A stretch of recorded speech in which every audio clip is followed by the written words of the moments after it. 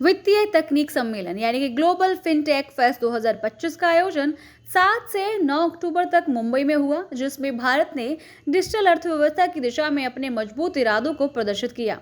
इस 3 दिवसीय कार्यक्रम में 125 से अधिक देशों के प्रतिनिधि, बैंकों, स्टार्टअप्स और अंतर्राष्ट्रीय वित्तीय संस्थानों ने भाग लिया।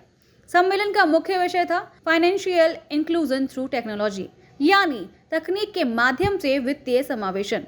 भारत ने इस मंच पर स्पष्ट किया कि वह विवादित क्रिप्टो करेंसी और स्टेबल कॉइन से दूरी बनाए रखेगा, लेकिन इसके बजाय केंद्रीय बैंक डिजिटल मुद्रा यानी कि सीबीडीसी यानी ई रुपये के नवाचार और उपयोग को बढ़ावा देगा।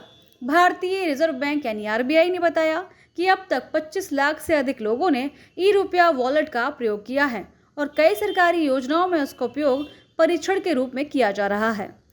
प्रधानमंत्री नरेंद्र मोदी ने अपने वर्चुअल संबोधन में कहा कि भारत ने डिजिटल प्रौद्योगिकी को लोकतांत्रिक बना दिया है, यानी हर नागरिक तक तकनीक की पहुंच सुनिश्चित की है। उन्होंने यूपीआई और आधार प्लेटफॉर्म की सफलता का उल्लेख करते हुए कहा कि भारत का डिजिटल इकोसिस्टम दुनिया के लिए एक मॉडल बन चुका है। आज भारत के डिजिटल स्टैक की चर्चा पूरी दुनिया में है। भारत का unified payment interface UPI, Aadhaar enable payment system, Bharat bill payment system, Bharat QR, DigiLocker, Digi यात्रा,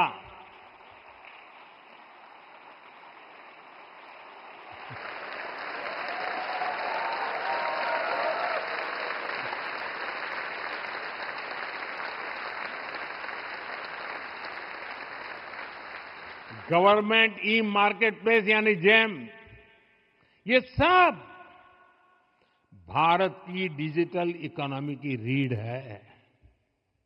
और मुझे खुशी है कि इंडिया स्टैक अब नए ओपन इकोसिस्टम्स को जन्म दे रहा है। आप में से बहुत लोग परिचित नहीं होंगे शायद ओएनडीसी यानी open network for digital commerce, छोटे दुकानदारों और एमएसएमईज के लिए वरदान बन रहा है। अब वे पूरे देश के मार्केट तक पहुंच रहा है।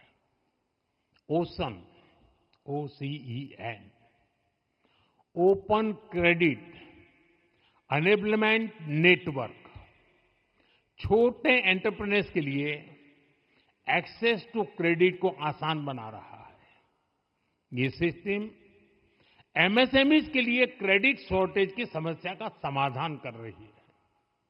मुझे विश्वास है कि आरबीआई जिस करेंसी की तरह आगे बढ़ रही है, डिजिटल करेंसी के लिए, उससे भी चीजें बहुत बेहतर होगी। ये सारे प्रयास भारत के अनटैप्ड पोटेंशियल को, हमारी ग्रोथ